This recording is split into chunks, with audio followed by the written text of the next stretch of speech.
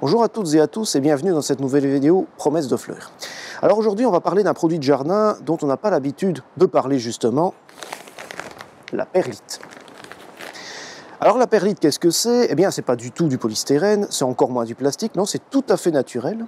C'est un sable volcanique qu'on a porté à une température de 1200 degrés pour refroidir presque aussitôt, et donc ce sable a gonflé et l'eau s'est évacuée très rapidement de cette roche, parce que finalement c'est quand même une roche, et donc ces petits cailloux deviennent des tout petits cailloux très poreux.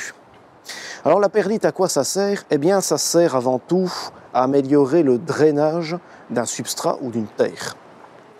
Ça sert aussi à l'aérer et ça sert paradoxalement aussi à retenir l'eau, limitant ainsi les arrosages.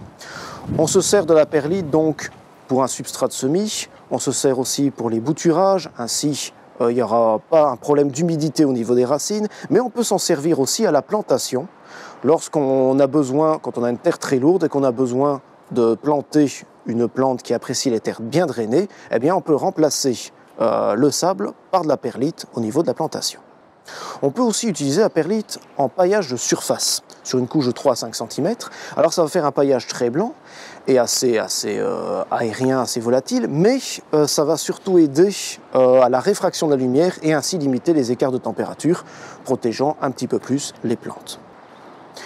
Conclusion, la perlite, nous, simples jardiniers, on n'a pas l'habitude de l'utiliser. Pourtant, c'est quelque chose qui va nous aider énormément si on a besoin d'avoir un substrat très drainant, dans le cas justement des semis et des boutures, ou dans le cas de la plantation d'une plante qui n'apprécie pas du tout les terres lourdes.